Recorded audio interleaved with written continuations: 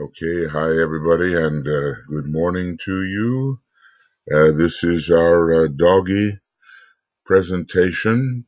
You know, Sirius is the dog star, and if you get as far as Sirius, you're pretty well finished with the kinds of glamour that we can talk about. And he follows the great hunter Orion, the meaning of which has yet to be, unequivocally established. Some people think it's connected with the cosmic Christ, even, and the seven major stars have a great second ray possibility, and that Sirius, the loyal dog, is learning from the superior constellation Orion. Anyway, this is, let's see where we are here. Doggy number 44, reading number 44, and this is our 103rd program, 104th program. Yeah, something like that. We've been at it a long time, but not long enough yet to settle everything in perfectly.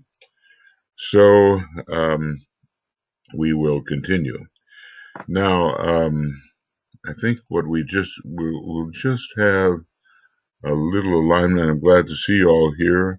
And maybe by the time, if I welcome you, a few more will come along, and then we can get into our alignment. So I want to say hi to Alexandra and to Anne-Marie, and Antoinette, Ario, Chris, Karen, Mariana, Marissa, Martha, Natnia, Rebecca, hi, and Risto, Sam, hey, and of course Tuija's here.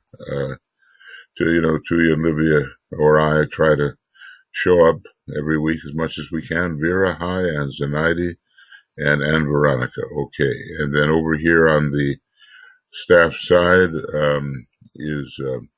we have Joe and Michael. And so welcome to you all. And I think I'll just for a second put, I'm sorry, I want to get this all straight. I'm going to put Tuija over here on the staff side, if I can do that. I think I can. Hope so. Okay. There you are. All right, friends. Let's just have a little alignment. Do that. And here's our. What should we look at? All these triangles while in the background. All of these stupendous centers that are probably triangularly composed in the major sense. Even our local one about whom not maybe said looks like a green triangle, little green triangle up there. You know, when you look at this map, you have some pretty stupendous lives operating. And the way the Tibetan has put it down, Tuija and I kind of changed the coloring and some other things, not much, but to make it as vivid as possible. And but the triangle is unquestionably the major figure. In this particular map, page 344 of A Treatise on Cosmic Fire, I think probably the map representing the largest purview of any of the maps DK gave us. Maybe there's one other which has something a little bigger. Okay. So we come together in the silence.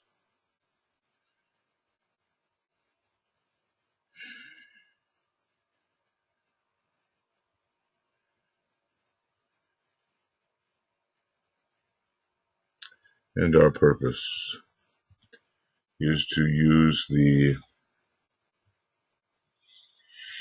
formula that we've been given. We're going to learn more about that. This technique of light seems like one that we can really focus on, and week by week, as much as possible, not so much possible during the conference, but week by week,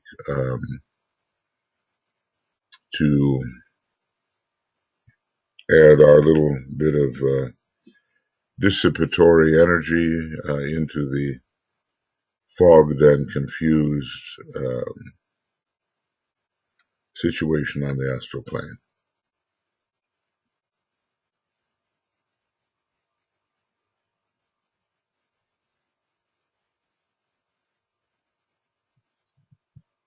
And I just know we're doing some good because I can feel the power of the group spread as we are physically across the globe. But okay, somehow we're all together, and very happy to be working with you. So, one Om.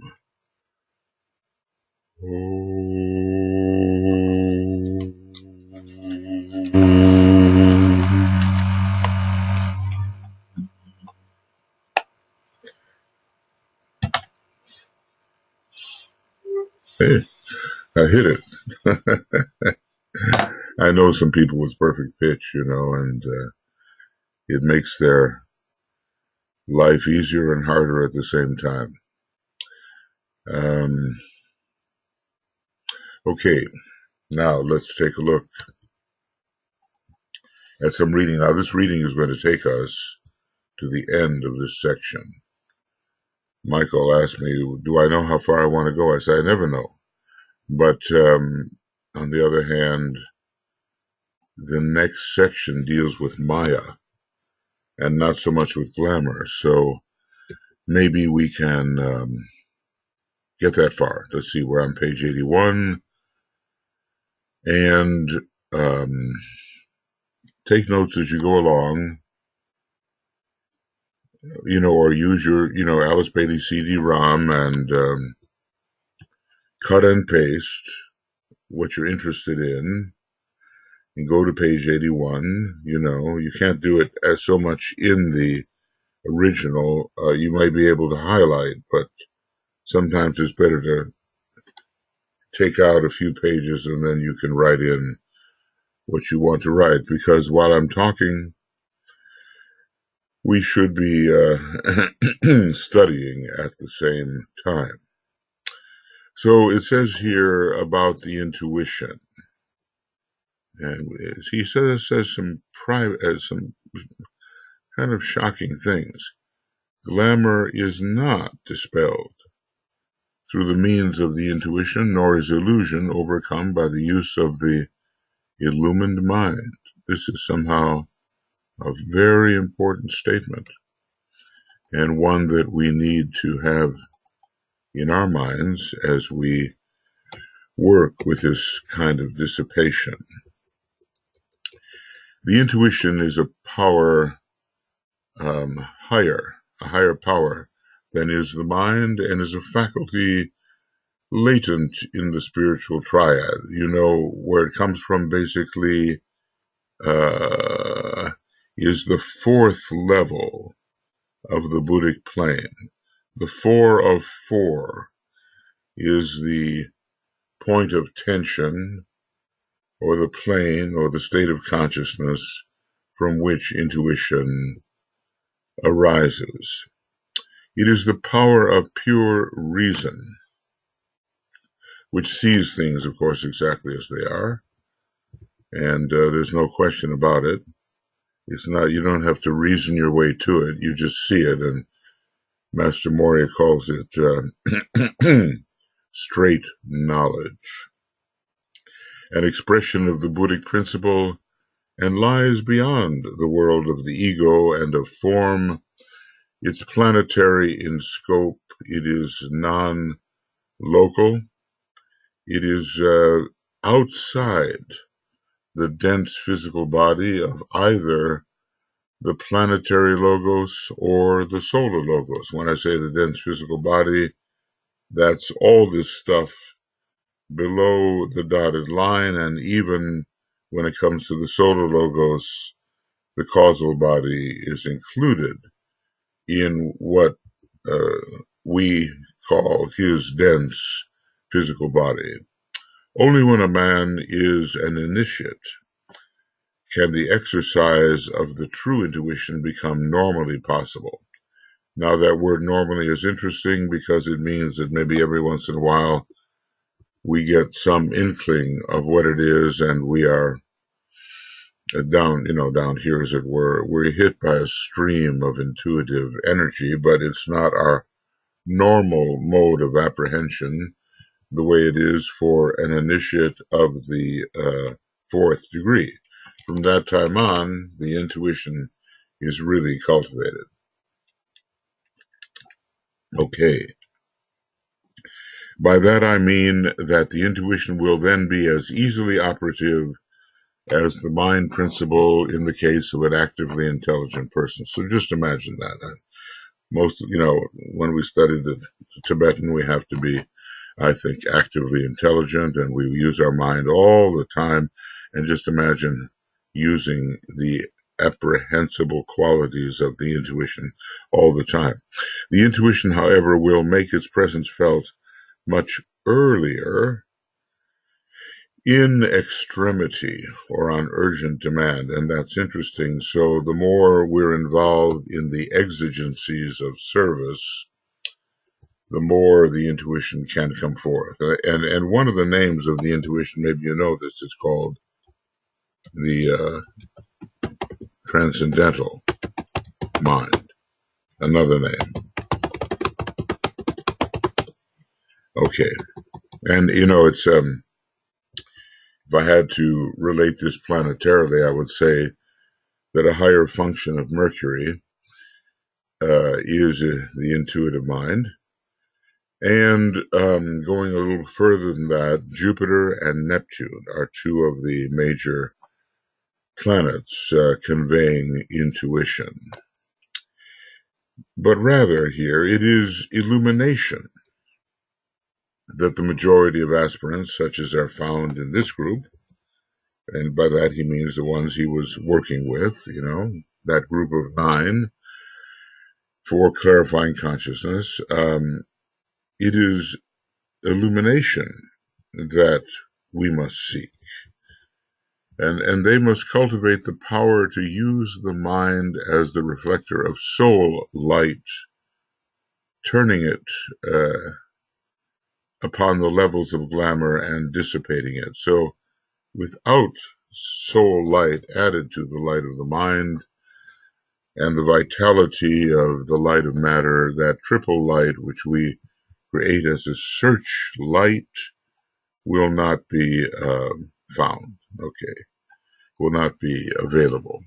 The difficulty, my brothers, is to do so when in the midst of the agonies and deceptions of glamour. So we may know quite a few things, but under the gun and when we're in distress, they may be more difficult to use. It requires a quiet withdrawing in mind and thought.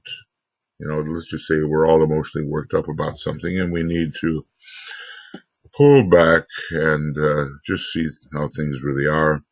It requires a quiet withdrawing in mind and in thought and desire from the world in which the personality habitually works, and the centering of consciousness in the world of the soul. He said, really, we're only going to be able to meditate successfully when we can do that, and that's why so many people are not really succeeding in meditation. And that comes in a very early book, Letters on Occult Meditation. So the power to actually focus in the world of the soul is not yet so common. And there, silently and patiently, to await developments, knowing that the light will shine forth and illumination eventually take place. So it's the quiet and patience of the second ray, which is a major ray of illumination. Of course, obviously, the structure of the human being is generic and illumination can occur for anybody, but when we use those second ray abilities, it comes forth. A deep distrust. Now, let's all listen to this one, okay? Remember how I've talked about criticism, self-pity, and suspicion. Suspicion, ray 1, self-pity ray 2, criticism ray 3. A deep distrust of one's reactions to life and circumstance. When such reactions awaken and call forth criticism, separativeness or pride is of value. Now, those are hardline things, and separativeness and pride, well, pride is a lot connected with the first ray, separativeness with rays 1 and 3, but any of the rays can display it, and criticism especially, well, it's a hardline factor. The qualities enumerated above are definite breeders of glamour. So think about your life for a minute, and think about whether these things enter for you, and when they do enter, breeders of glamour. Criticism, separativeness, pride, and suspicion, self-pity. I'm adding in a couple that he talks about otherwise. They are occultly the glamorous characteristics. Now, when the Second World War came along, we can see why Germany, above all, was associated with glamour, because the prideful, separative, and critical nature came forth from that country most of all. And there was the self-pity at having been polluted by the lesser groups over thousands of years, and there was suspicion of everybody, lest they be harboring those characteristics. Japan was Maya and Italy was illusion, according to the Tibetan. So these are occultly here the glamorous characteristics. Ponder on this. If a man can free himself from these three characteristics, and basically he's focusing on these three right now,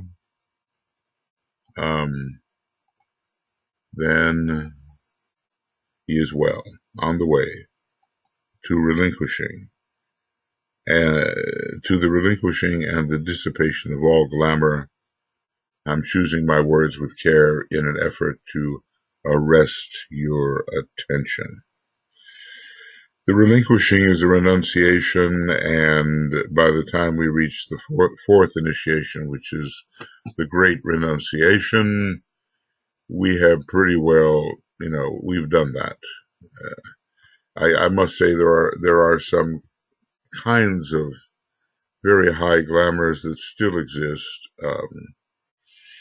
when it comes to the post-third degree world, the glamour and mixed with an illusion, wrong identification, and the desire to preserve that wrong identification. But it's given up by the time of relinquishment, which shows its first major crisis as the fourth degree.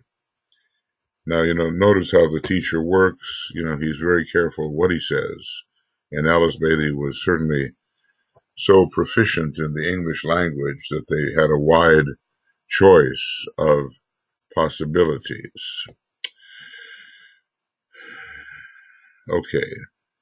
Anyway, these are important things that he says, and we cannot pause too long to ponder on these glamorous characteristics, but we can certainly take note of them and catch ourselves operating under their influence. See, glamour is always distortion, and it's a lack, an inability to see things in proportion. Now, obviously, pride is connected with that. We go along and we loom too large within our field of consciousness, and we don't see things in their true relativity, their true relativity, you might almost say. And then, these gulfs exist between people, and one desires to promote the part instead of the whole, and that is always a mistake. The masters have holistic consciousness. I mean, within reason, of course. Okay, going a little further. Illusion is dispelled, that's the word, rejected and thrust away. I'm sure he's choosing his words with care again, through the conscious use of the intuition. You see how things are, and you see your mental misinterpretations of events and circumstances and so forth. So you no longer get caught up in those 7 mistakes that we reviewed, I think a bit earlier, as the 7 ways of illusion. The initiate insulates himself from the world of glamour and of illusory forms. Notice the word, it's not a common word. Insulates. The initiate insulates himself from the world of illusion and of, did I say glamour? If I did, I'm mistaken. From the world of illusion and of illusory forms, and from the attractive urges of a personality nature.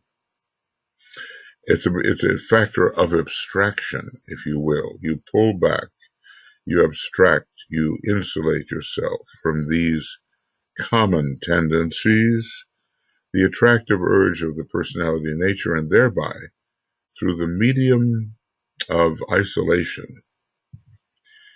this is very interesting, can come into touch with the reality in all forms hitherto hidden by the veil of illusion, So, when Christ said the kingdom of heaven is within, he wasn't talking about heaven as a post-death state.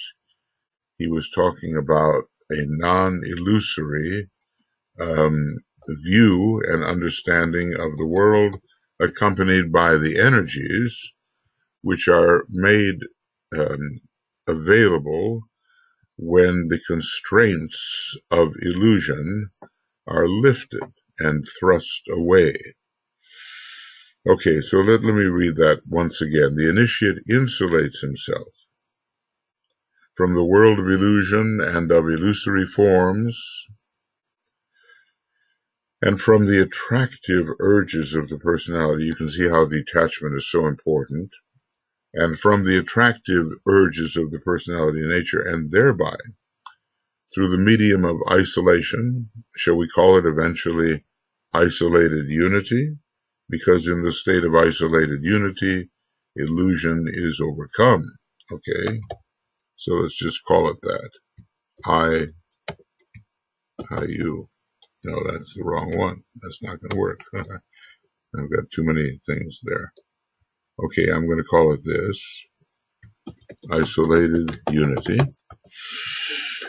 Through the medium of isolation from the usual attractions of the personality and the lower worlds of form, comes into touch with the reality in all forms, hidden hitherto by the veil of illusion. So, look, have we contacted the reality within the form with which we commonly identify ourselves?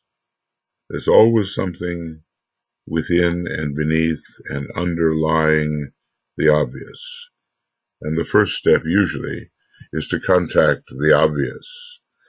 But have we found the true reality of our nature and disidentified from the form that reality has temporarily taken? So I want to also include this word, disidentification, because it's one of the methods of pulling back. And the Hindu or Brahmanic formula, not this, not that, not this, not that, is a way of isolating oneself from identification with and as the usual illusions. And of course, the personality is not what we are. Even in the soul body, it's not what we are. Eventually, we have to find reality. Anyway, this is one of the paradoxes of the path. Insulation and isolation of the right kind lead to the right relationships and the correct contacts with the real. What a very important sentence, and it's something that we have to learn how to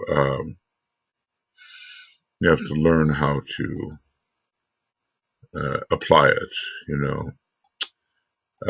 and when we naturally, I always plan for the next incarnation of our little group called Identification as Being. We've had two instances of it so far, and a third one will be coming when I can manage it. And this is what it's all about.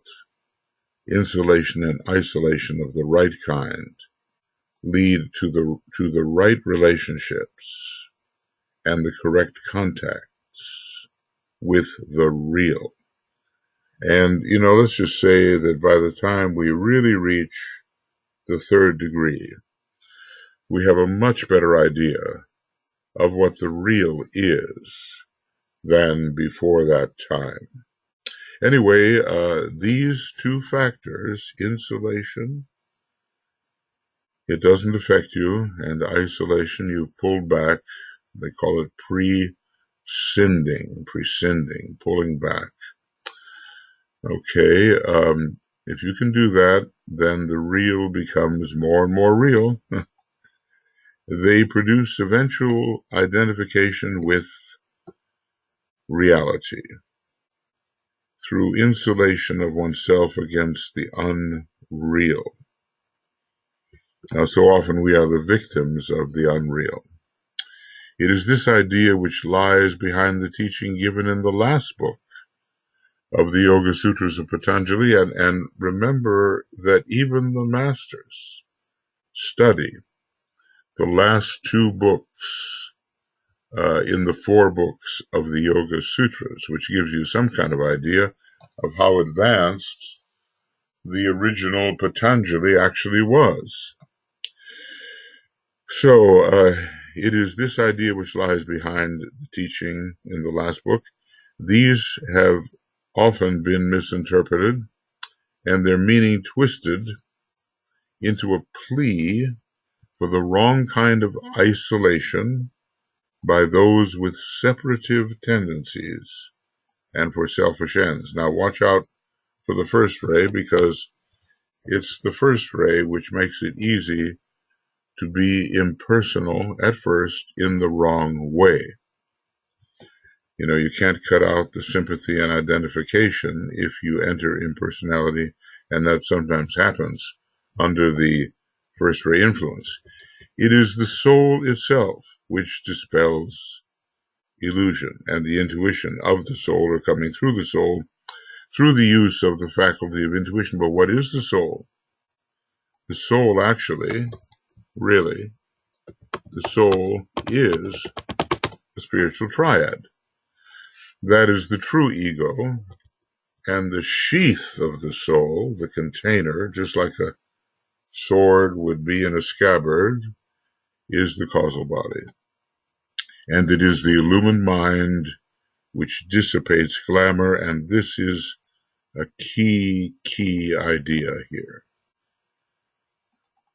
I would like here to point out that many well-meaning aspirants fail at this point due to 2 errors.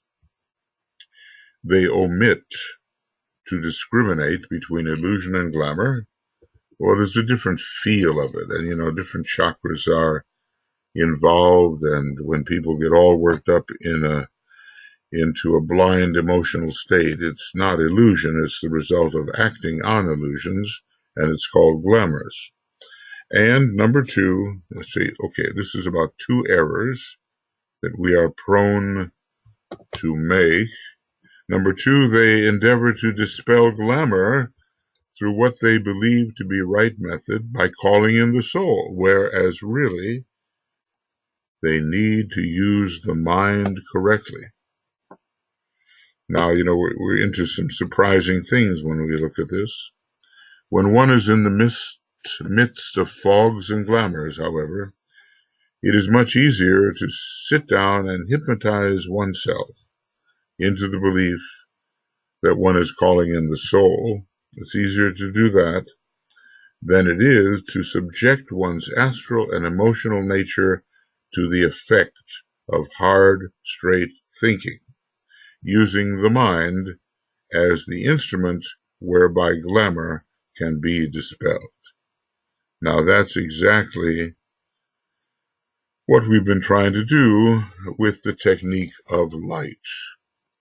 We've been trying to use the mind. It is, in a way, fed by the energy of the soul and by the energy of matter, creating the triple light. But look what it calls for: hard, straight thinking in order to dissipate glamour. Now, I studied a lot of psychology in the old days, and I remember there were films of different kinds of therapists at work trying to help people. One of them was kind of a fifth-rate guy by the name of Albert Ellis, and the other film, had Fritz Perls for Gestalt, and I don't know, Carl Rogers, was it? For unconditional positive regard, a very second-ray method. Fritz Perls was very first-ray. Albert Ellis was on the third and fifth ray, and he really made people think about their non-functional situations. It was called cognitive therapy, something of that nature. And it was hard, and it was straight, and it was non-intuitive, it was analytical. And glamour was dispelled accordingly. Now, here's an interesting statement that, strange as it may seem, the calling in of the soul to deal directly with glamour may, and frequently does, lead to an intensification of the difficulty. So you sit there, you call in the soul, or thus you think you're doing, and it turns out that you're making matters worse. It's augmented because the soul has some kind of connection with the astral body, just the way the monad is connected to the mind and the personality to the physical nature, and it leads to an intensification of the difficulty. So we have to know what we're doing. The mind is the means whereby light can be brought to bear on all conditions of glamours, and students would do well to bear this thought constantly in their consciousness. Let's pause on that one, because it's the mind. It's the mind that we have to use. Now, like I say, it's backed by soul light in our dissipation formula, and it is backed by the vitality of matter, but it is the mind. The process is one of linking up the mind with the soul and then focusing oneself consciously and with precision in the mind nature or in the mental body, and not in the soul nature or the egoic form. Now just think about that for a minute. Maybe it's different from what we thought, huh? So we link up with the soul, which we do in our meditation, and then focus consciously and with precision. Sounds like the fifth ray and the Ajna center, how the fifth ray does rule the Ajna center for a long time. And then, really see and really think and be logical about our situation. Then, through analysis, discrimination, and right thought, one proceeds to deal with the problem of glamour through analysis, discrimination, and right thought. We see where it has led us, what it has meant to us in terms of depriving us of better and truer perceptions.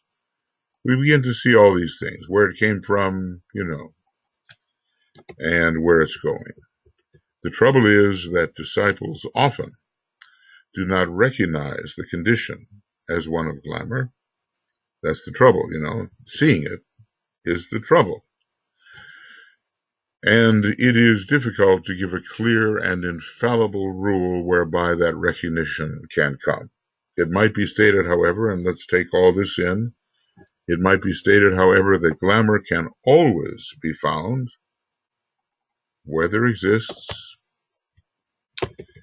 criticism, when careful analysis would show no criticism is really warranted. So, criticism is going to tear things down, and analysis is allowed because it's just a clarification. Criticism is not just a clarification. And admittedly, there is a time for constructive criticism under the influence of love. It says, at one point, DK says, look, you can speak the truth to X, Y, or Z because you love enough. So criticism, when careful analysis would show that no criticism is really warranted, but the person doesn't bother to really see, they just criticize. Number two, criticism, where there is no personal responsibility involved. By that I mean where it is not the place or the duty of the man to criticize. Number three, pride in achievement or satisfaction, that one is a disciple. I'm a disciple, you're not. That kind of nonsense, and of course you would think nobody would fall into that, but of course they do. And number four, any sense of superiority or separative tendency. Now, it says glamour can always be found where these factors exist. So it's something to really think about, and add to this what comes later, suspicion and self-pity. Okay. Many other clues to a right recognition of glamour might be given, but if all of you would pay close attention to the above four suggestions, you would release your lives most perceptibly from the influence of glamour and be of greater service, consequently, to your fellow men. I have endeavored to give you some practical assistance in this difficult battle between the pairs of opposites, which is the major cause of glamour. And by the pairs of opposites, we have to think of the soul and the personality. Particularly, they are a vertical and not a horizontal pair of opposites. All right, so, following Michael's suggestion, it was easy this time. I thought to myself, well, how far do we go here?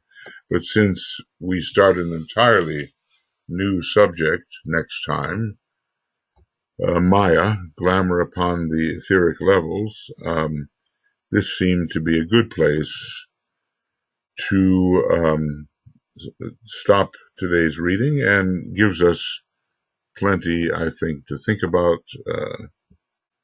Criticism, separativeness, pride, and elsewhere.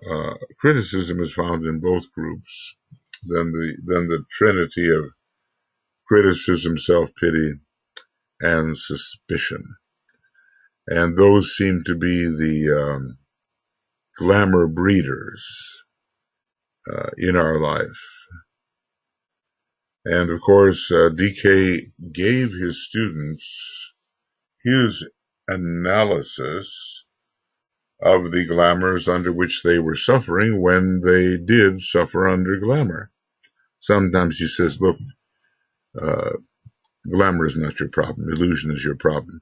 Occasionally he did say that too, depending on, of course, who he was talking to. But maybe we just begin to get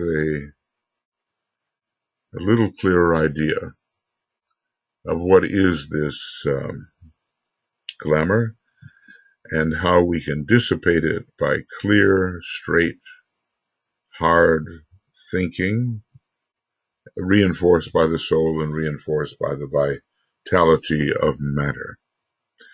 All right, so I've made so many expansions here that I'm not going to make them smaller.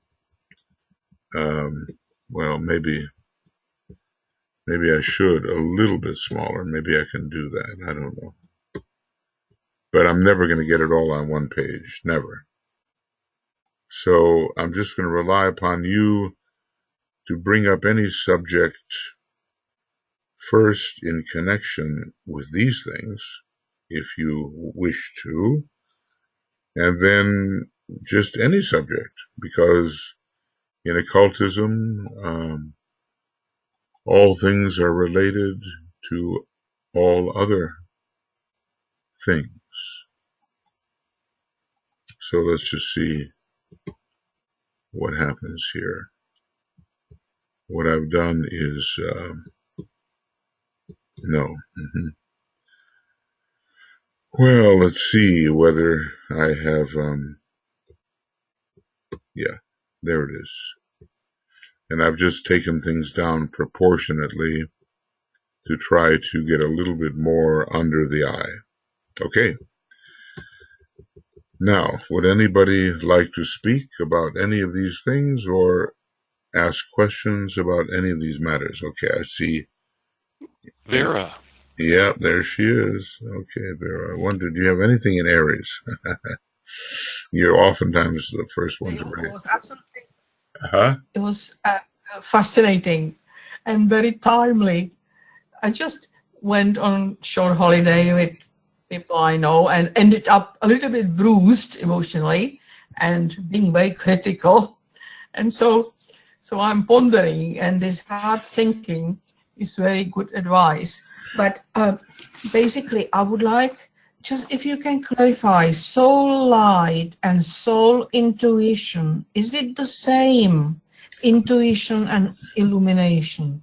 Well, illumination is the same as light in a way, but what's happening is that the intuition of the soul is the way, if it's within the soul body itself, it's the way the impulse begins from the Buddhic plane and enters into the area of the soul. The real seat of intuition in one way is the Buddhic plane, but you can go beyond that and say it's actually the monadic plane, the will, wisdom, and activity.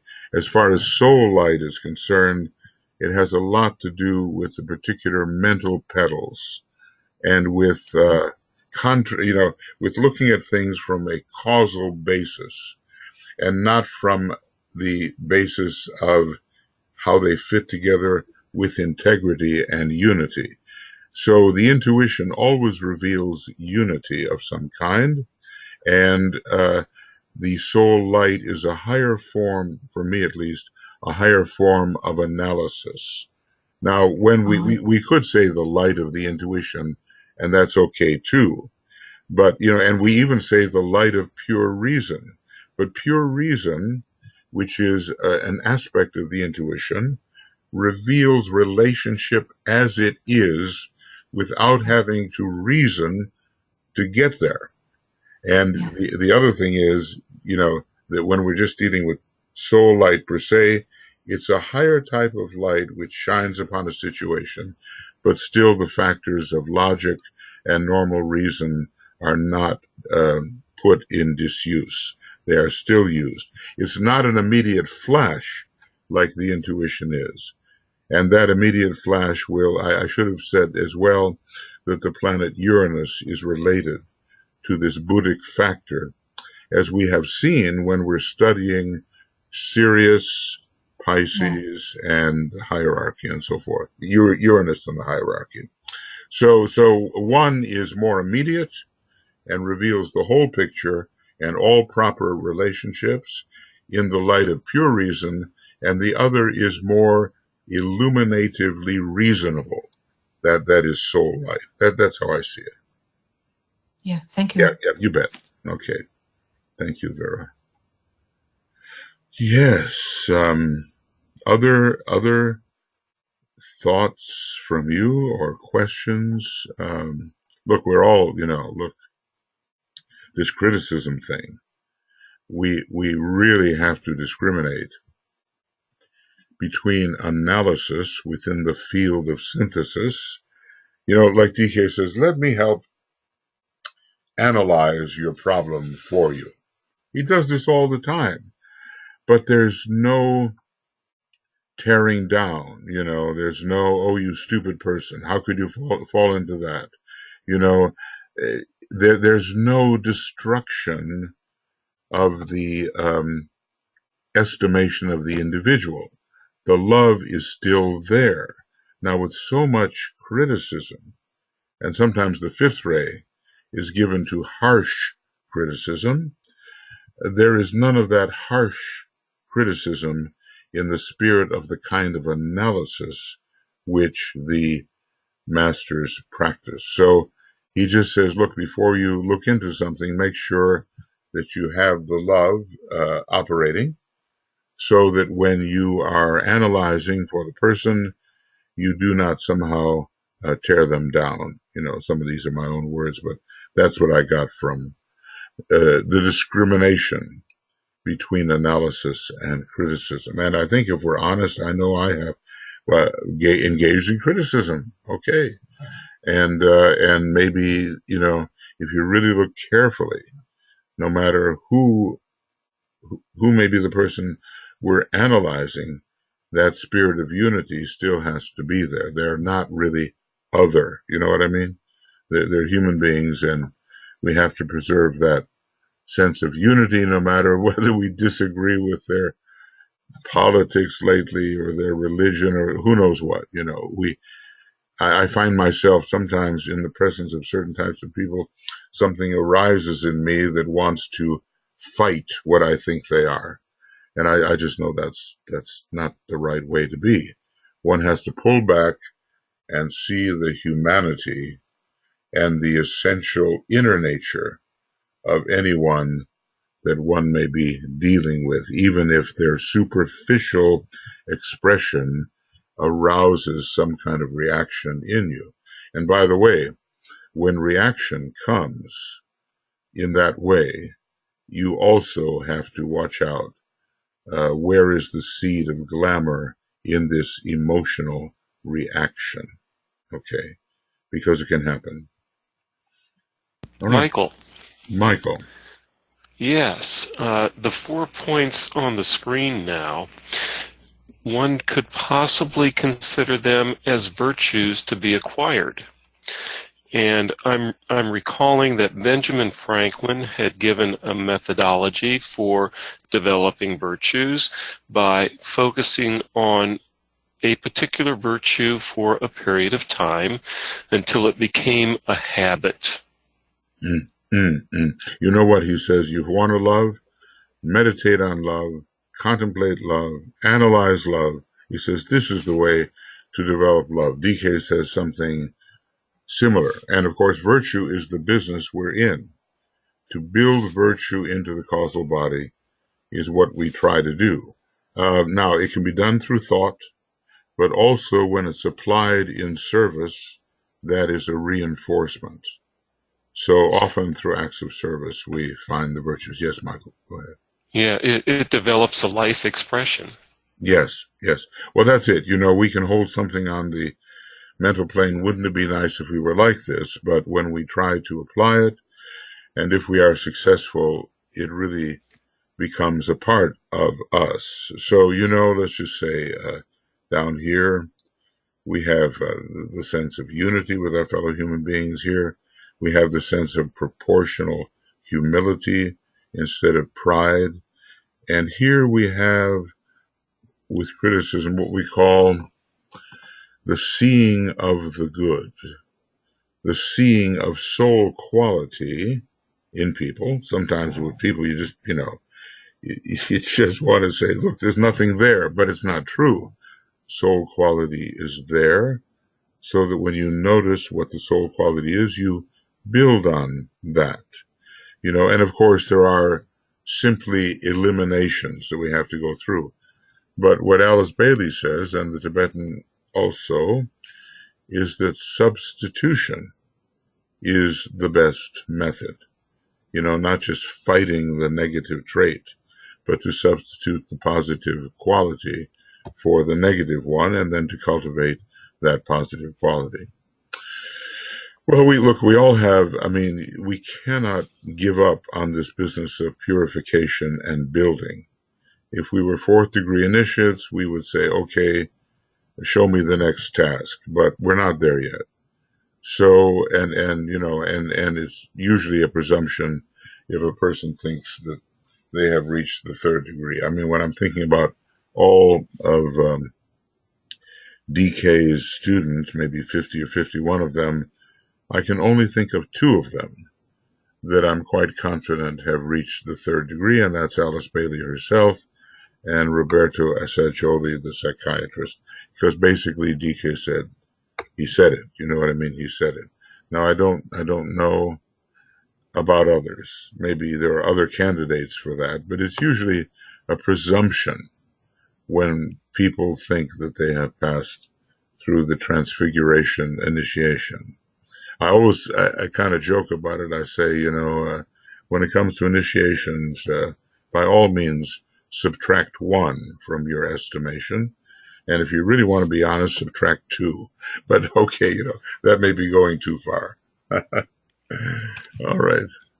Thank you. And Marissa has written, there seems to be criticism number 2, where there is no personal responsibility involved, in the social media these days. I liked your point of needing to see humanity in the situation. Yes, thank you. Yes, but now, exactly, I was just thinking about this, of how the media can look to shred various people simply because it sells. There's that kind of thing in human beings, the negative part that just wants to, it's right out of the jungle and wants to see people ripped apart. There also is very responsible journalism. I've seen some commentators and analysts. I always expect wisdom from them. Now, I'm thinking about this man called David Gergen. He is, looks like he's in his 60s, and he's been the advisor to a number of presidents. He's a Taurus, and he's level, and you don't get anything mean-spirited out of him. It really is analysis of the situation. And it's clarifying all the time. As a Taurus, he's bringing the light. And there are certain people who are more advanced in this question of analyzing the public discourse. And they feel, as citizens of the various countries, that they do have a place and a responsibility to help clarify what is going on. But, then there's also the irresponsible yellow page journalism that's just thrown down there to give the thrill, no matter who it is that's being torn apart. You see this in the British press going on right now. Why is it that the British press has turned upon this American actress by the name of Meghan Markle, who came and became the wife of Prince Harry? Why? What has she done? You know what I mean? But they enjoy tearing people apart, and it really sells. So that's the irresponsible part, and it's very superficial, and it is very negative.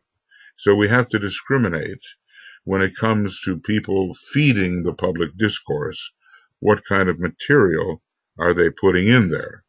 and we come to, I don't know, I guess we have our favorite people who we think speak truth and reason, and they wouldn't be someone else's favorite people, you know. Sometimes when I read Maureen Dowd, I'm not sure what her politics are, but I find it's very, very on the mark. Or Jennifer Rubin, another one. She's a conservative journalist, but somehow she's balanced, you know, and I feel that always more light emerges instead of just the thrill of attacking somebody, you know. So, you know, what is real responsibility here? Are you responsible as a citizen, even if you don't have immediately hands-on application to things? You know, it's a subtle matter, but I get your point, and there's a lot going on in the press that could be tempered, I think, is my view. Thanks, Marissa. Anything else there? Leslie is always a wealth of information. David Gergen was born May 9th, 1942, age 76 years. My goodness, he's older than I thought. And that's the birthday of my son-in-law and my son, both. May 9th. Good day for illumination. But he is wonderfully lucid. That's all I can say. He really brings the light of Taurus to bear in a manner that is not, you just have to say, well, this is not a political hack. This is not just somebody pushing a point of view. This is somebody really who's seen a lot, you know. And I always feel illuminated by this. So thank you, Leslie, for that input. Appreciate that. Michael. Yes, Tuija, go ahead, please. Yeah, just wondering about wonders. And so this is not exactly a question as it is a question.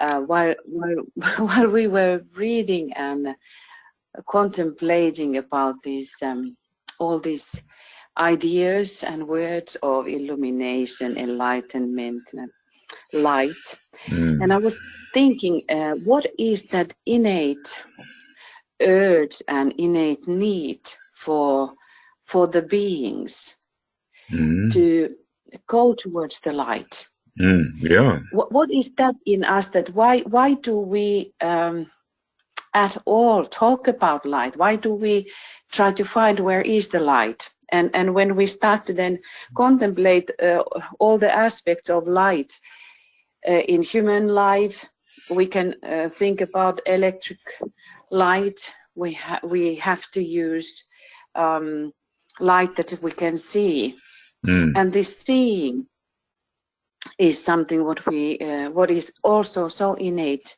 need that we need to see, we want to see. And somehow when we describe this way that these wise people, wise teachers, they can, is it the expression in English, shed light upon things? Shed light upon, yes. Yeah. Or throw light upon, yes. Throw light. Yeah, and it is always those whose mind is more organized. That is one particular thing what we can see. And then it made me think the coming seventh ray, which is so related to the cosmic physical plane at the same time. So what are those methods to get more light?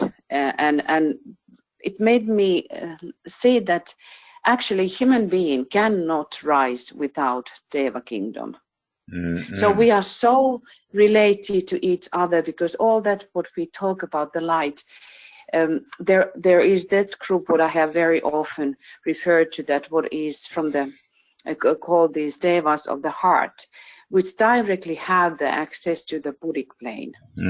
So somehow this group of tiny lives can bring in themselves already a lot of light, even though we access to them unconsciously, but it is related to the heart development. And then we can say those soul qualities of compassion that noble people who seem to just naturally bring it. And then Michael Stacy was referring also that this building process. So next time when we are talking about the etheric levels, so to the etheric level, so many things are related to, and where is that moment when we build actually a new step for us.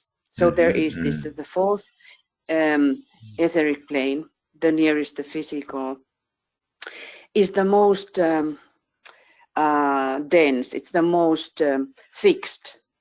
So the patterns there are like that, those we try to break from us, and there this light is so needed. So those elementals need more light, and we build them into our system by again doing some things, those spiritual methods. We read, we serve, then we have to have rhythmic thing, and this rhythm is then related to the etheric little tiny lives, that it has to be repetitious. But all of these are turning towards the light. So is that then that how we came from the light, when the story is how the whole universe came into being, that there was this big bang. So but we talk in occult teaching also about this light which break through. So there's something very, very wondrous. It's a very mysterious thing. What is light? You know, you see also in the plant kingdom, of course, such a symbol, this turning towards the light. The flowers with their stalks, you know, they turn towards the light. Now, you know what? In the Kabbalah, we have the idea that the whole universe is light, and that the greatest intensification of light exists on the highest planes. So there's a breaking forth of the great light, let's just say far within the Big Bang. In other words, Big Bang is an outer thing compared with this, do they call it the Ein Sof or something like that? There is a great display of light, which is the universe itself. And all of us and all forms are actually formulations of the light.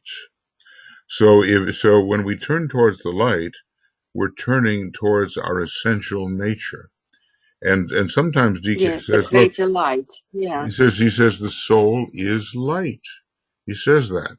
And truthfully, every form that appears is condensed light.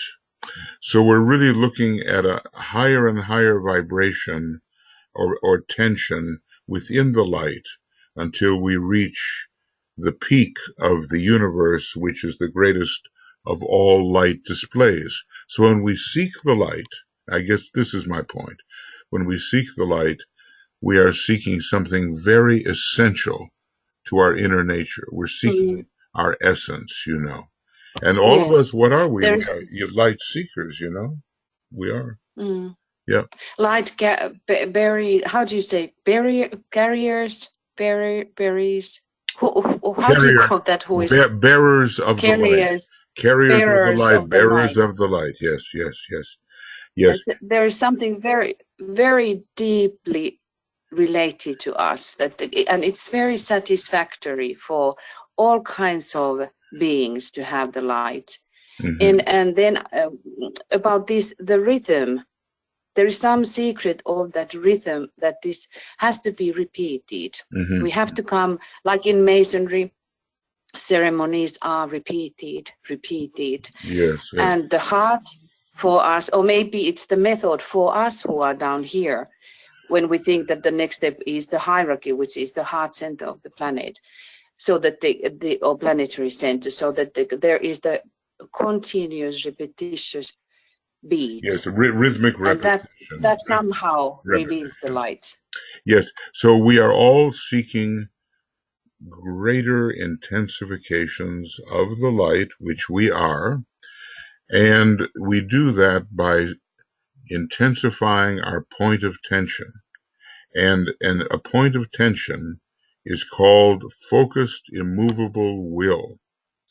And, you know, as we intensify our point of tension, more and more of the light, which we are essentially, is revealed. So we're on our way to greater and greater intensities of light, and there's a method of doing that. Like you say, you know, rhythmic meditation, the building of the antakarana to deeper places of light, and of course service, which somehow really intensifies the light. So, okay, we're on our way, and where there is glamour, there's a problem, because the light is being veiled. It's being hidden by the fogs and the mists. It's being distorted. So when we get all that out of the way, the light of the sun shines. I'm speaking in symbols, of course. The light of the sun shines when the fogs are dissipated, and we're closer to what we really are, reality, you know. Yeah. Yes, this is exactly something so very rooted being down here, that these glamours are shedding the shadow over the light. That's it. And we're trying to get rid of that. Now, you know, of course, you got to be careful. Everybody's got to be careful. Shambhala is so bright that it looks dark. In other words, we cannot, look, Einstein said it, the atomic bomb proved it. When matter was dissolved or unbonded, we had this incredible display of light and of, you know, other kinds of energy as well.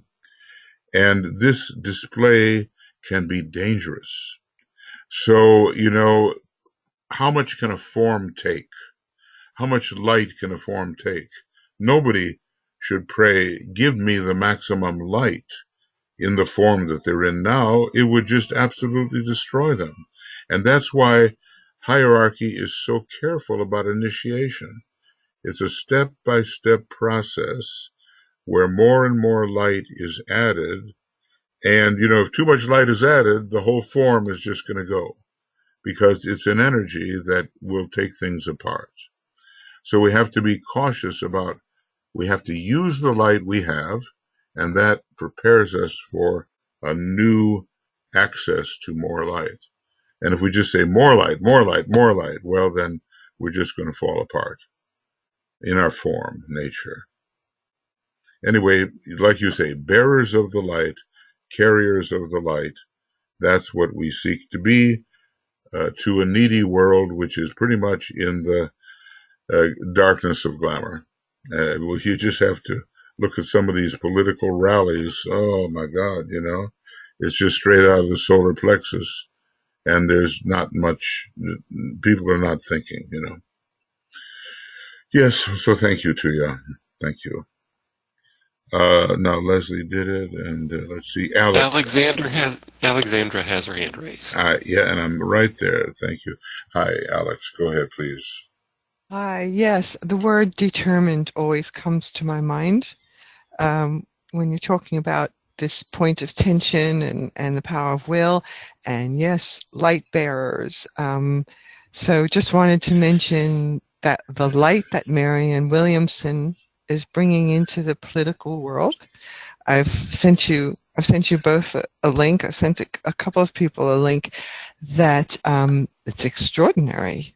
That I mean, she knows she's not going to become president. But the dialogue will. Exactly. She's using the platform. Someone said to me, well, you know, she's not going to go very far, but that's not the point. The point is she's got thousands of people hearing her.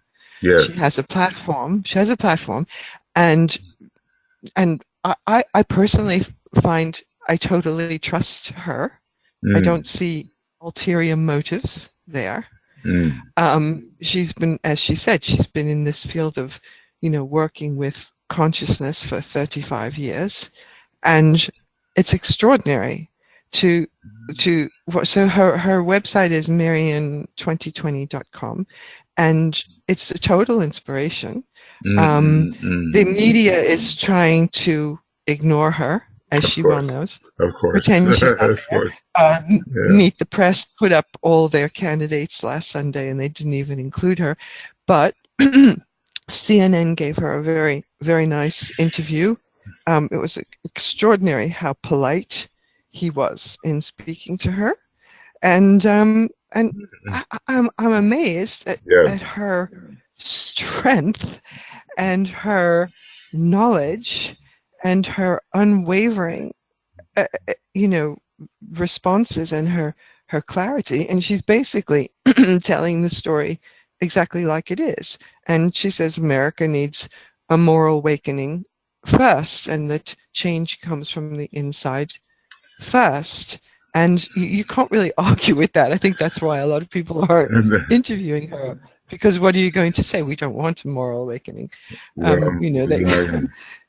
So it's a total inspiration. It's light in this great darkness, and as long as her voice is there and allowed to be heard, it's something that's very, very healing. Very, very good points. And she's, a wonderful poet, as that's her first foray. But like you say, consciousness for 35 years. I'm reminded some very astute politician said there's a threefold sequence with people like this. First, they ignore you. Second, they laugh at you. Third, they fear you. Oh, yes, Gandhi said that. Was it Gandhi? Okay, well, yeah, you're correct. And it goes along in that way, Oh, that's interesting. First they ignore you. First they ignore you, then they laugh at you, then they fear you. Yeah.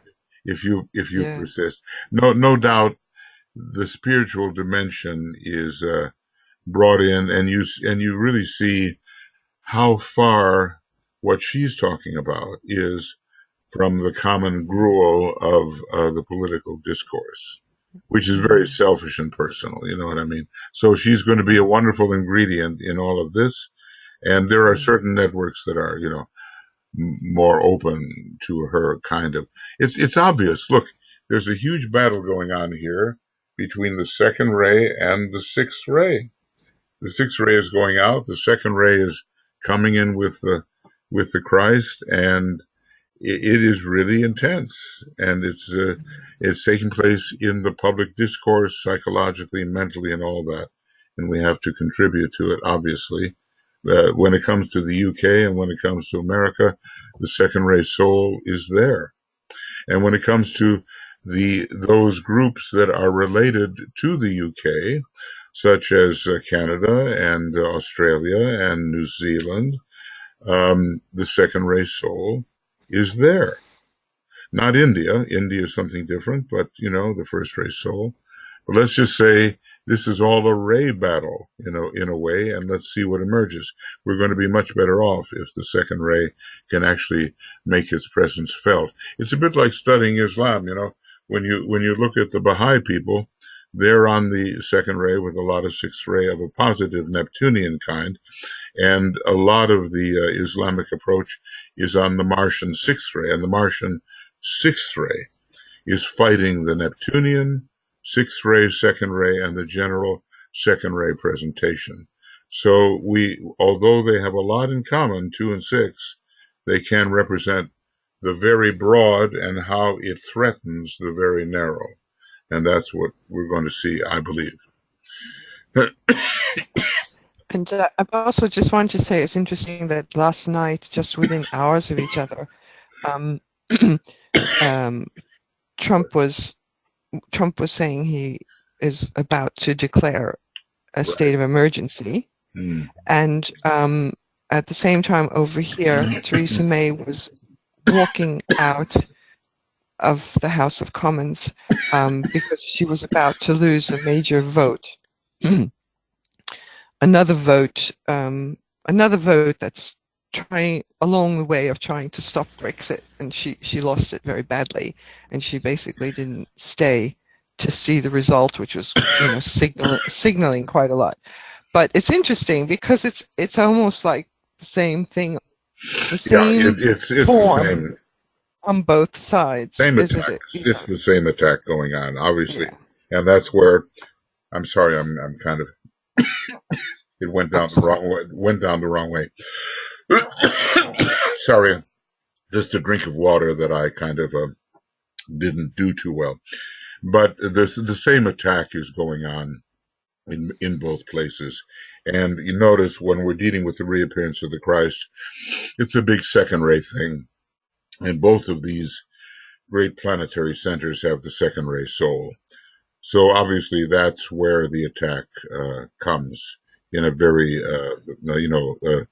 noticeable form. So we'll stay on top of that. And I was reading that that's a whole other story. We'll have to talk about our next vigil. Tuija, you and me will have to talk about that. Okay. Thank you, Alex. Now let's see. Is there anything else before we get into our... Michael. Yes, Tuija, go ahead. Michael. Yes. Thank you, Alex. Just a note and a kind of question.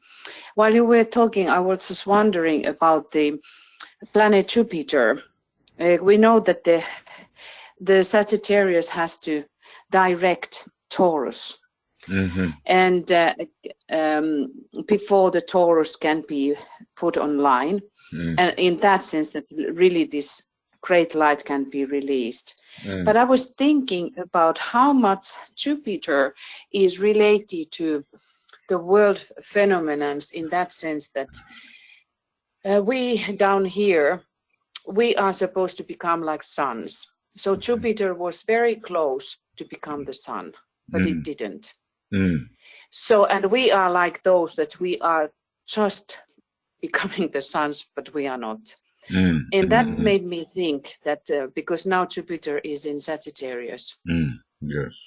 Yes. And in relationship to every country or every group, could that give us some kind of more light upon that subject? What is our process if we would study Jupiter in relationship to whatever particular thing, to the nation, to the group? Absolutely increase the vision. This is what it's for. Jupiter in Sagittarius expands the vision of the truth once a lot of glamours have gotten out of the way. Of course, people can get all kinds of glamorous notions that have nothing to do with reality, but the expansion of the true vision. Look, Jupiter is said to be the force which brings all things together. So its unitive factor is very great. Unity under a clarified vision. This is what Jupiter in Sagittarius can bring, and so we should all see a lot more clearly by the time that has transited through that particular sign. It's very important, and it's very important in the United States and in the UK, which has Gemini as the opposite sign. So the balance can be created. Yeah, and it just came to my mind that from the head of Jupiter jumps out the Pallas Athena, who is the warrior. But you can think that Pallas Athena is the mind. Yes, she's a very mental goddess, and she's always astute in advising the heroes how to win over the antithetical gods. There's always going to be some god against you, you know, and Pallas Athene is advising the heroes how you prevail. So let's all be heroes. Yeah, and she's always winning.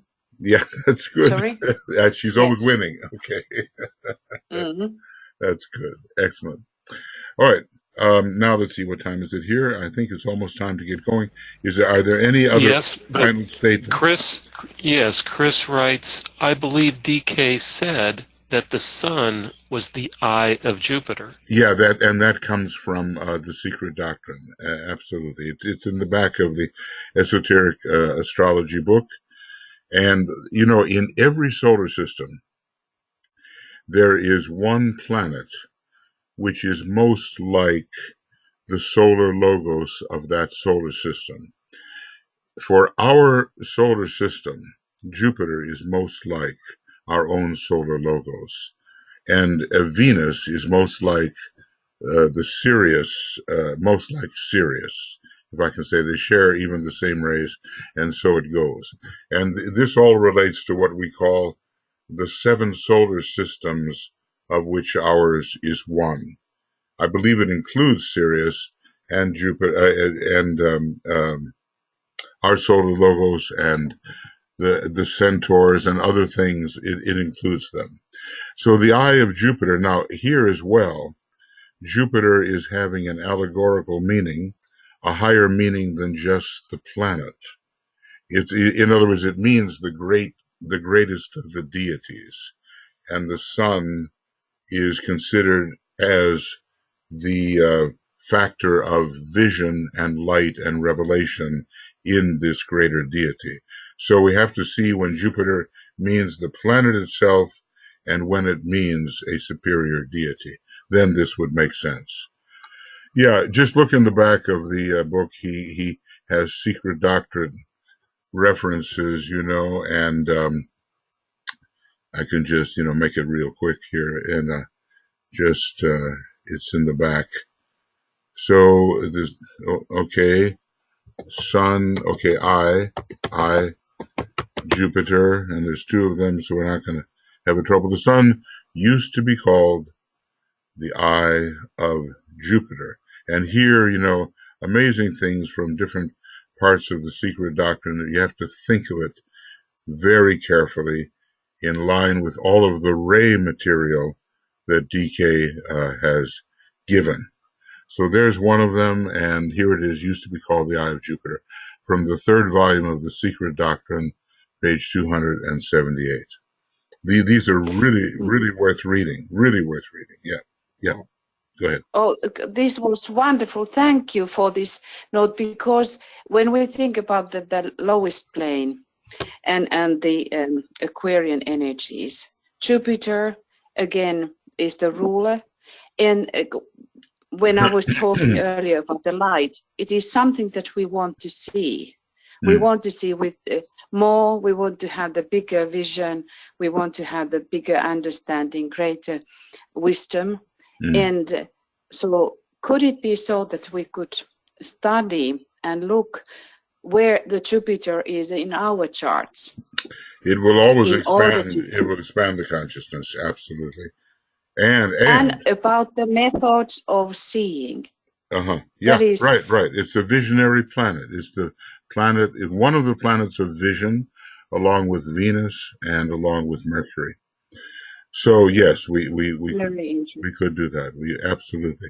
It always is connected with greater vision and greater consciousness. So one of the places where our consciousness peculiarly expands is where Jupiter is by house position and by sign position.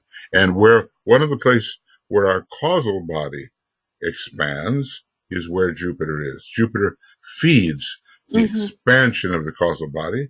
Venus feeds the quality of the causal body. Yeah, thank you for that note. It was very important. Thank you. Yeah, thank you, Chris. Okay, are we good? Because now I think it's time. Are we good? Okay. Chris, Leslie. I see no more. Okay. I see no more. I see no more. I see no more hands or questions. Okay. Alrighty. Thank you, Michael. Right. So let's get going on this then. And I want to, I don't know, somehow, all these glamours on the world stage at the present time, they seem to revolve around the same thing. And it's always the personal versus the good of the group and the soul nature and the impersonal. It's all about small, talk about vision, okay? It's all about small vision versus deepened and enlarged vision. And as long as we're fixated on how wonderful we are just occupying a lot of space in the middle of our field of consciousness. So I just feel we have to question why it is that people see so narrowly. Now, obviously it's a necessary stage, and selfishness and selfish preoccupation with the form life is one of the steps on the way up, but humanity on the verge of initiation has to go farther than that and not become preoccupied with the part instead of caring about the whole. So, again, I've been doing a lot of work lately in the externalization of the hierarchy. There's quite a few programs now, maybe 40 hours worth, which are on Makara, if you want to listen to some of those essays and the analysis of them. And he really deals a lot with the contrast of the major pairs of opposites for us, which is the personal life, which leads to the left-hand path and deeper, deeper, deeper into form, and the right-hand path, which is the path of unfolding love and reality. Lately, I've been thinking about the Greek characterization of these things, and one of them is thanatos. It's Freud's, he kind of called it the death instinct, and it buries you deeper and deeper in form.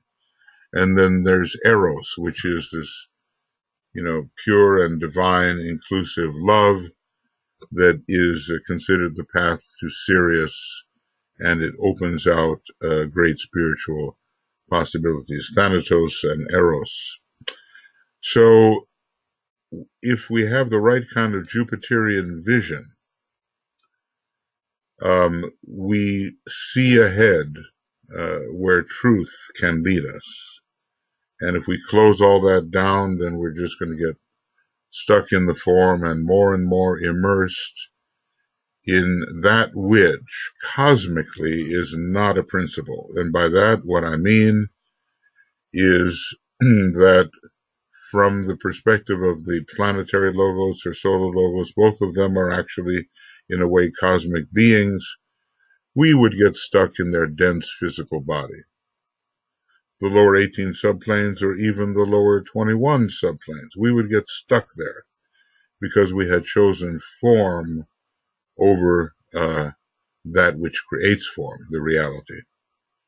So all this is a way of saying, let's again meditate on the glamour of personality, which is the confusion,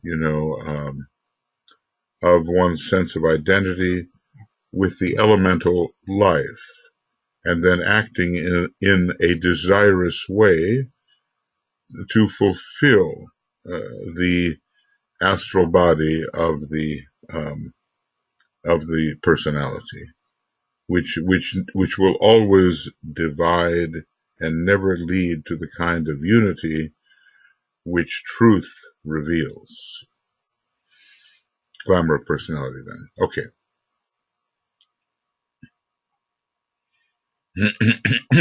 Sorry. Okay. So we'll just, what we'll do then is just enter the silence for a little while here and just sense the presence of the group.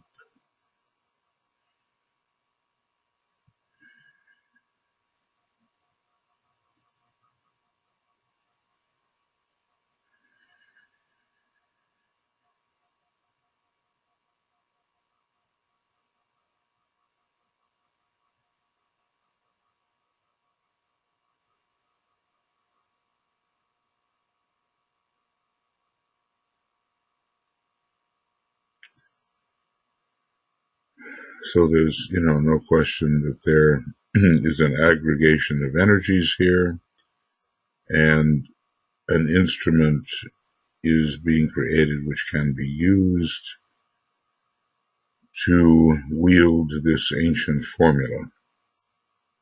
Now, because this work is actually dangerous work, and people can succumb to glamour and not even know it, as happened to some of the people in DK's groups. Let's use the lighted protective cross, the long arm cross, and he calls it the cross of divinity, involving the eyes. As a soul, I work in light, and darkness cannot touch me. I take my stand within the light. I work, and from that point, I never move.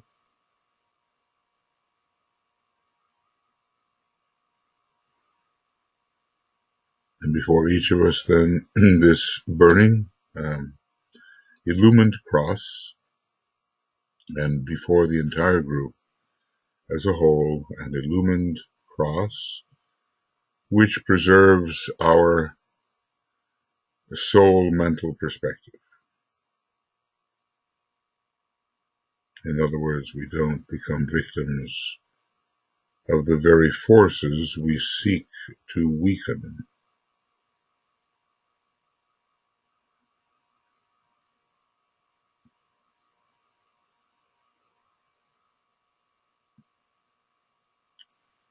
Now we're going to blend the three lights.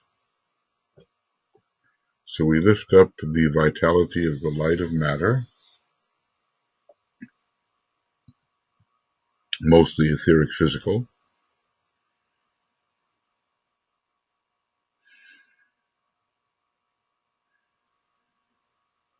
And we lift it up to the area of the customary mind that we use, the lower four subplanes, and especially the fourth subplane.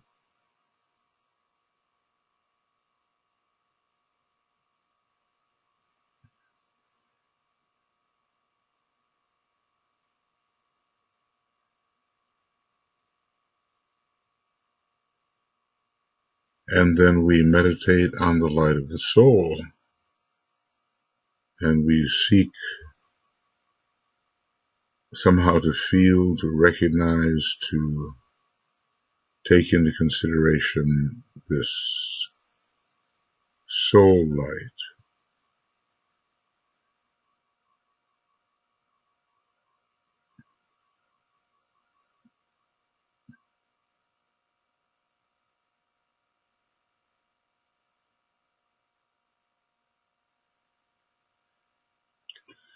And the soul light descends and fuses with the two lesser lights. It descends so that we can consciously control its direction, and the direction of our thought, and the direction of the vitalization which comes from matter.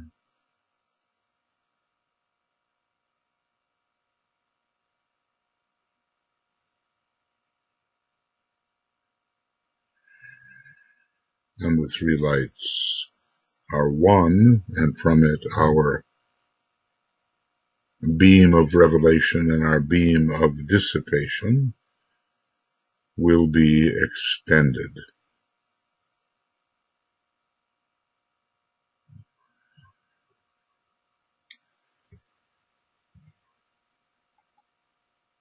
And with those triple lights as one, we say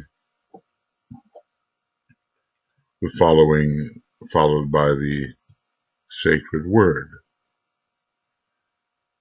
The light is one,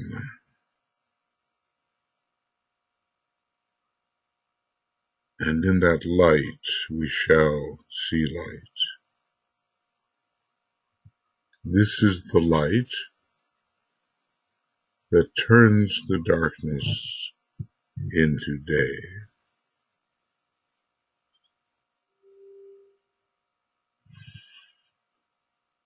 Oh.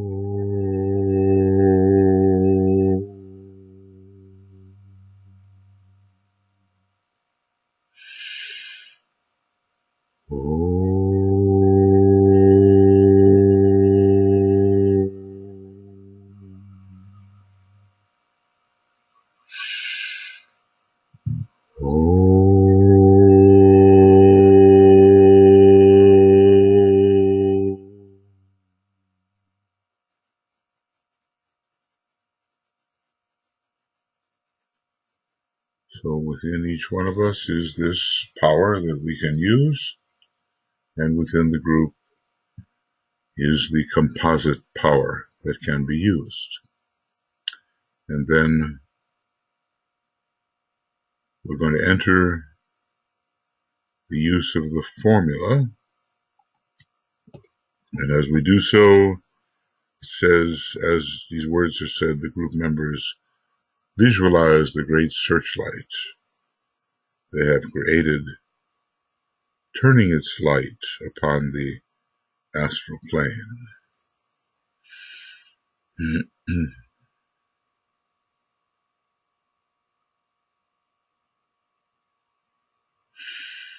Radiance are we and power. We stand forever with our hands stretched out, linking the heavens and the earth, the inner world of meaning, and the subtle world of glamour.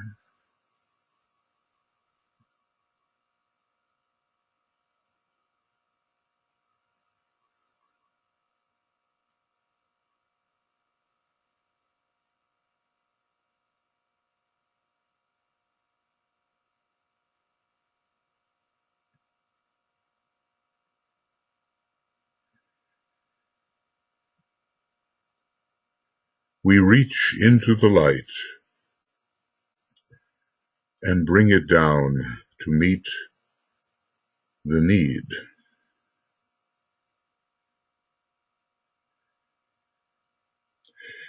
We reach into the silent place and bring from thence the gift of understanding.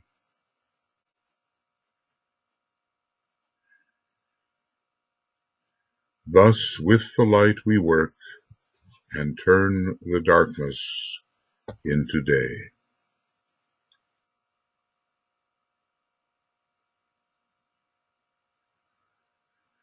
And so for us, this beam that we are creating is a reality, and we imagine its intensification, and we strengthen our beam so that it can detect glamour and dissipate glamour.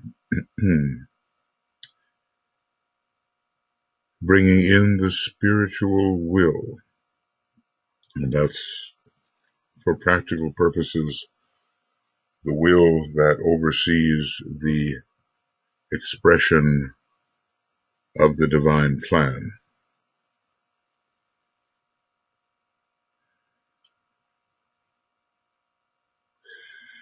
With power upon its beam, the light is focused on the goal.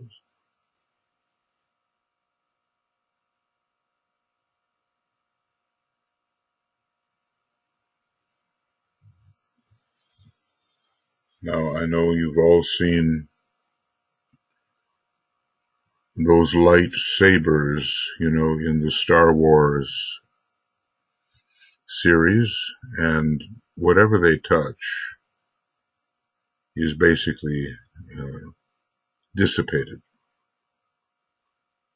So that's a vivid image of what our beam can do.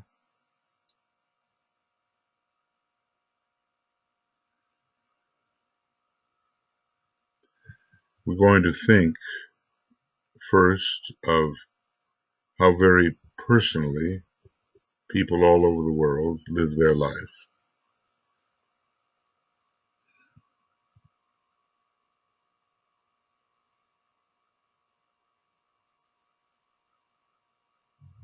And their desires call for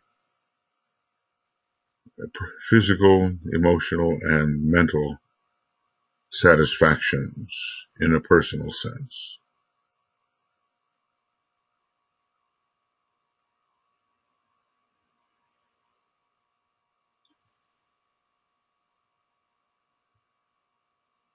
And that's where the energy goes, and it's okay because it's a stage, and it's a stage that in some ways is going to get more intense as more real personalities appear.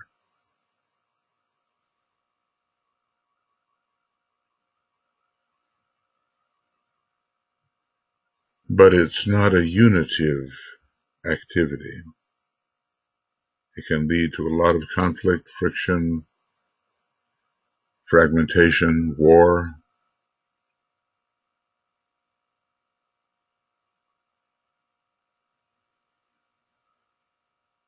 And so we want our beam to attack the fogs, the mists, the veils, the clouds,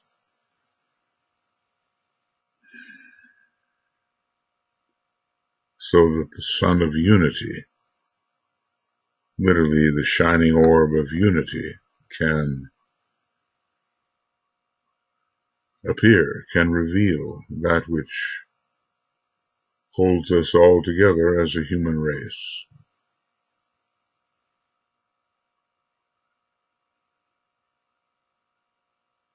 and relates us to our planet in a unifying manner.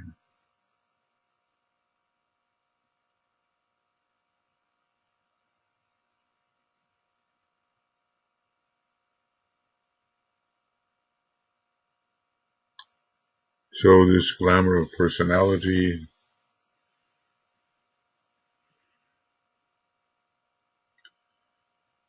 it takes time to grow out of it, but we are using occult methods that facilitate the efforts of people who wish to somehow move beyond identification as a personality. They sense there's more. And so our occult methods can help them and incidentally prevent us from identifying as personalities.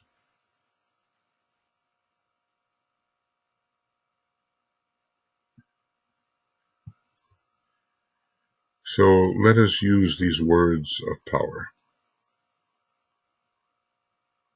visualizing as we do the light penetrating into the glamour and producing its weakening and dissipation.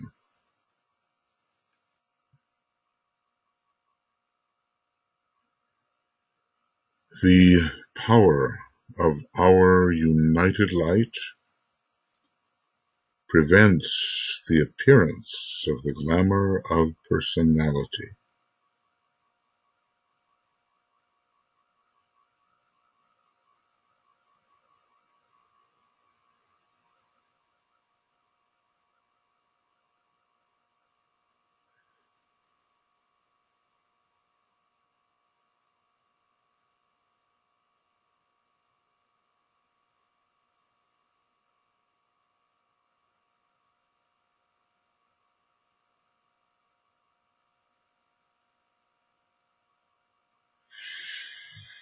The power of our united light negates the quality of the glamour of personality from affecting humanity.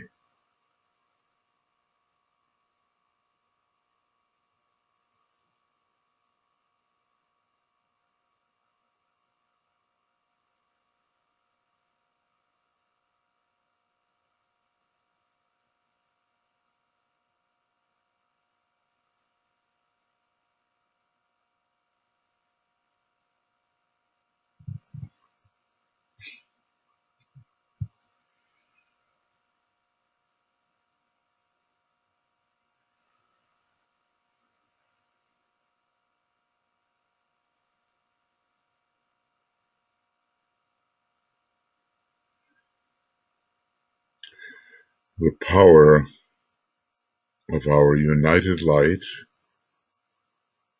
destroys the life behind the glamour.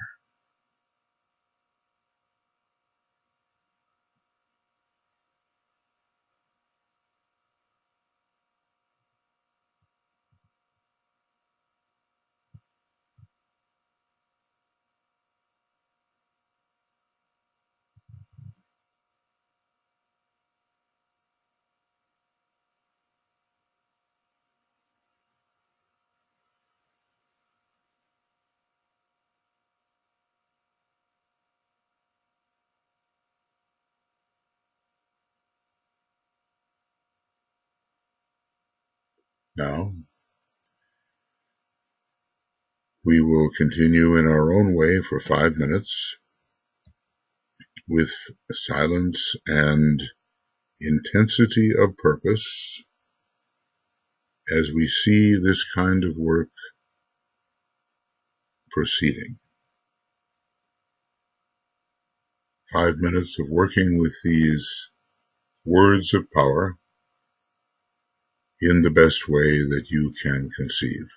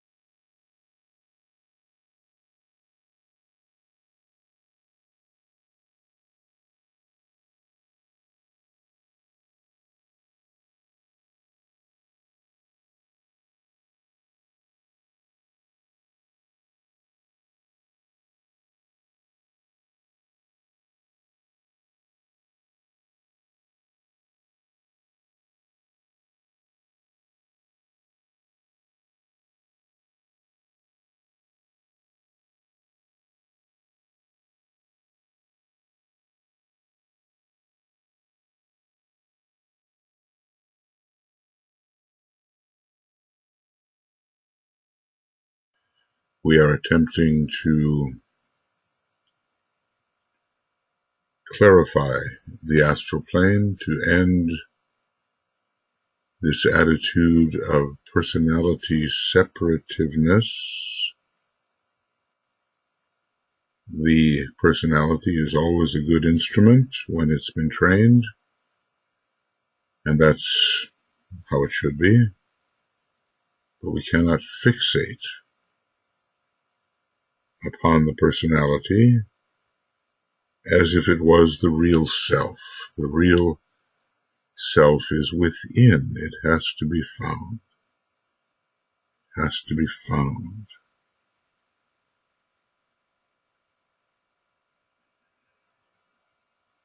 And when it comes to such things as separateness, well, if there was a disease, you would want it quarantined. So separateness is not necessarily bad. It depends on the context. But when it prevents recognizing the unity of humanity, or even the identicality, spiritually, of all human beings, then separativeness works against truthful perception of reality.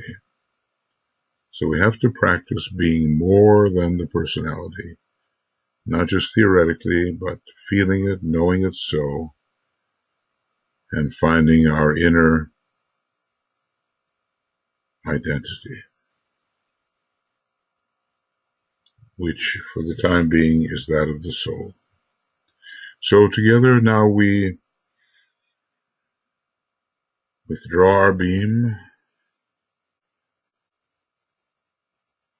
into the triple light upon the mental plane,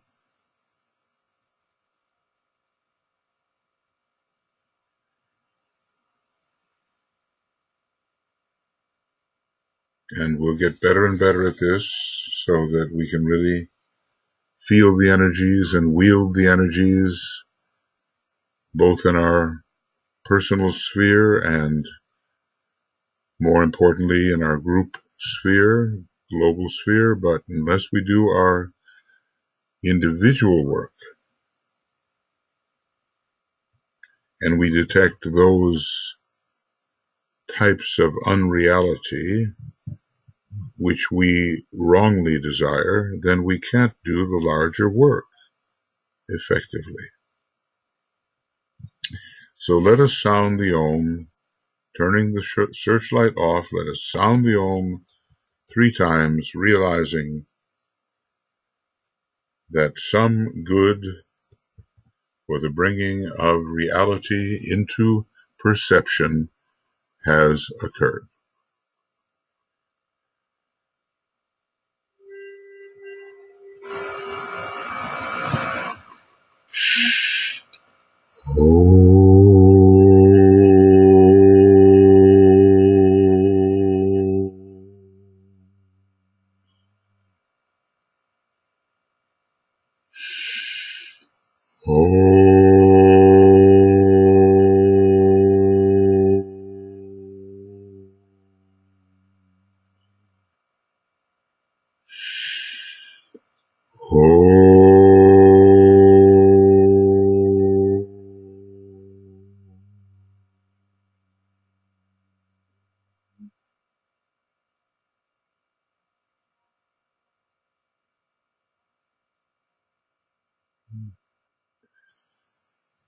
Tomorrow morning, at least here in the GMT time,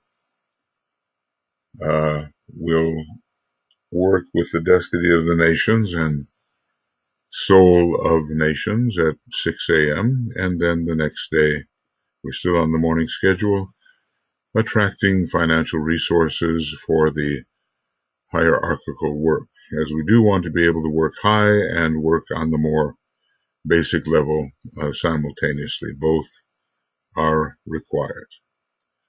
Okay, friends, thank you for being with us. And now tomorrow morning is a broadcast, so just use the ordinary live link, the broadcast link, and we'll bring you that meditation. And if we work steadily, esoterically, and with trust in the occult methods that Master DK has given us, we will, in fact, be contributing, along with other world servers, to the clearing of the way so that the divine plan can be manifested.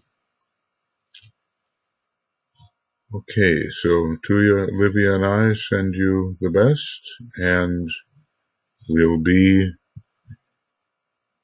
in touch. Thank you.